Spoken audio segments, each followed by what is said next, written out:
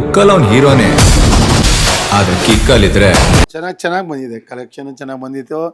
ಎಲ್ಲ ಫ್ಯಾನ್ಸು ಚೆನ್ನಾಗಿ ಮಾಡಿದ್ದಾರೆ. ಎಲ್ಲ ಪಟಾಕಿ ಹೊಡೆಯೋದು, ಫಸ್ಟ್ ದಿನ ಎಲ್ಲರಿಗೂ ಊಟ ಬಿರಿಯಾನಿ ಕೊಟ್ಟಿರೋದು ಜನಕ್ಕೆಲ್ಲ ಬಂದವ್ರಿಗೆಲ್ಲ. ಆ ಥರ ಫ್ಯಾನ್ಸ್ ಎಲ್ಲ ಇಲ್ಲಿ ಸುತ್ತಮುತ್ತ ಇರೋರು ದರ್ಶನ್ ಫ್ಯಾನ್ಸೇ. ಅದರಿಂದ ಚೆನ್ನಾಗಿ ಕಲೆಕ್ಷನ್ ಚೆನ್ನಾಗಿ ಬಂತು.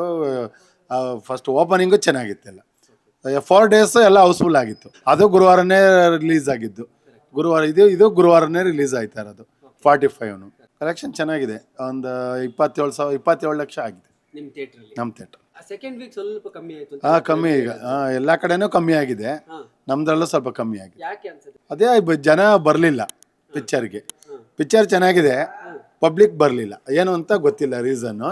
ಪಿಕ್ಚರ್ ಚೆನ್ನಾಗಿದ್ರು ಯಾಕೆ ಬರಲಿಲ್ಲ ಅಂತ ನಮಗೂ ಅದೇ ಅರ್ಥ ಆಯ್ತಾ ಇಲ್ಲ.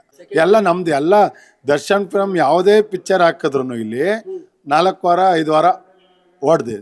ಆಲ್ಮೋಸ್ಟ್ ದರ್ಶನ್ ಅವರಿಗೆ ಫಿಕ್ಸ್ ಥಿಯೇಟರ್ ಅನ್ನೋ ತರ ಇದೆ ಈ ಏರಿಯಾದಲ್ಲಿ. ದರ್ಶನ್ ಭಕ್ತರೇ ಸುತ್ತ ಇರೋರು. ದರ್ಶನ್ ನೋಡಿ ಸುತ್ತ ಎಲ್ಲ ಬ್ಯಾನರ್ ಕಟ್ಟಿದ್ದಾರೆ ನೋಡಿ, ಇನ್ನೂ ತೆಗ್ದೇ ಇಲ್ಲ. ಅಲ್ಲೇ 15 ದಿನ ಆಯ್ತು ಬ್ಯಾನರ್ಗಳು ಕಟ್ಟಿದ್ದಾರೆ ಸುತ್ತ, ಎಲ್ಲ ತೆಗ್ದಿಲ್ಲ ಇನ್ನ. ಅದೇ 45 ಆಗ್ತಾ ಇದೀವಿ ಈಗ.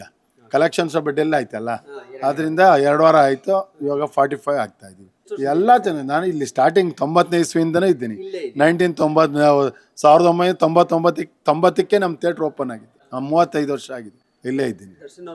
ಯಾವುದೇ ದಿನ ಆಗಿದ್ರೂ ಚೆನ್ನಾಗಿ ಬಂತು, ಕಲೆಕ್ಷನ್ ಚೆನ್ನಾಗಿ ಬಂದಿದೆ. ಅದರಲ್ಲೇ ಒಡೆಯ ಒಂದು ಮಾತ್ರ ಅದು 2 ವಾರನೋ 3 ವಾರ ಅಷ್ಟೇ ಹೋಗಿದ್ದು. ಮಿಕ್ಕಿದ್ದೆಲ್ಲ 4 ವಾರ 5 ವಾರ.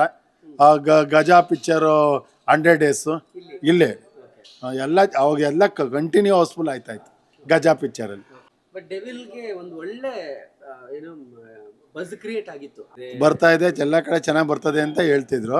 ಅದೇ ಅವು ಎಲ್ಲ ಕಡೆನೂ ಅಷ್ಟೇ, ನಮ್ದು ಒಂದೇ ಅಂತಲ್ಲ, ಎಲ್ಲ ಕಡೆನೂ 4 ಡೇಸೇ ಕಲೆಕ್ಷನ್.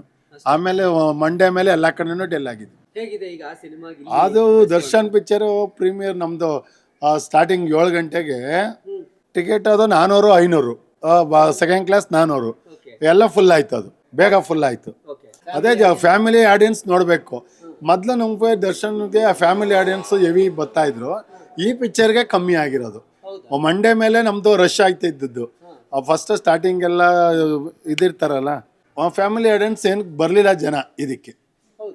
ಬಂದರು ಅಂದರೆ ಅಷ್ಟು ಬರಲಿಲ್ಲ, ಬರಲಿಲ್ಲ. ಅದೇ ಕಾಟೇರ ಮೊದಲು ಸಿನಿಮಾ ರಿಲೀಸ್ ಆಯ್ತಲ್ಲ ದರ್ಶನ್ದು, ಅದಕ್ಕೆ ರಾಬರ್ಟು ಅವೆಲ್ಲ ಬಂದ್ರಲ್ಲ.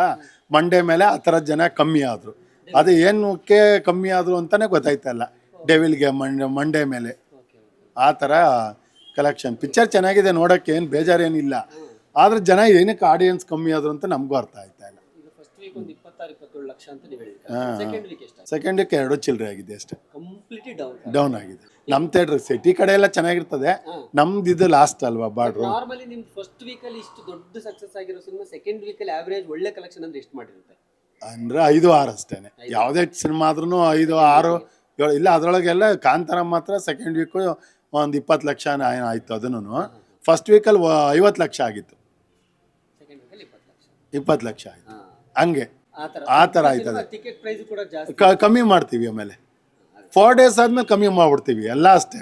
ಇದು ದರ್ಶನ್ದು 50 ರೂಪಾಯಿ ಕಮ್ಮಿ ಮಾಡ್ಬಿಟ್ಟು. ಮೊದಲು 250-200 ಇತ್ತು, ಆಮೇಲೆ 150 ಆ ಥರ ಆಗ್ತು. ಆಮೇಲೆ 120-150 ಮಾಡ್ದು. ಆ ಥರ ರೇಟ್ ಕಮ್ಮಿ ಬಂದ. ಹಾಯ್ ಎಲ್ರಿಗೂ ನಮಸ್ಕಾರ, ನಾನು ನಿಮ್ಮ ಅನುಷಾ ರೈ. ಸೊ ಇಲ್ಲಿ ನೋಡಿ, ಡೈಲಿ ಮಾಧ್ಯಮ ಈ ಒಂದು ಚಾನಲಲ್ಲಿ ನಿಮಗೆ ಎಂಟರ್ಟೈನ್ಮೆಂಟ್ ಎಲ್ಲ ವಿಷಯಗಳು ಸಿಗುತ್ತೆ. ಅದ್ರ ಜೊತೆಗೆ ನಿಮಗೆ ಗೊತ್ತಿಲ್ಲದೆ ಇರೋವಂಥ ಹೊಸ ಮಾಹಿತಿಗಳನ್ನು ಕೂಡ ಅವರು ಈ ಚಾನಲ್ನಲ್ಲಿ ಕೊಡ್ತಾ ಹೋಗ್ತಾರೆ. ನಿಮಗೆ ರಂಜಿಸೋದಕ್ಕೆ ಯಾವುದೇ ವಿಷಯದಲ್ಲೂ ಮೋಸ ಆಗಲ್ಲ. ದಯವಿಟ್ಟು ಡೈಲಿ ಮಾಧ್ಯಮ ಯೂಟ್ಯೂಬ್ ಚಾನಲ್ನ ಸಬ್ಸ್ಕ್ರೈಬ್ ಮಾಡಿ, ಸಪೋರ್ಟ್ ಮಾಡಿ ಅಂತ ನಾನು ಈ ಮೂಲಕ ಕೇಳ್ಕೊಳ್ತೀನಿ.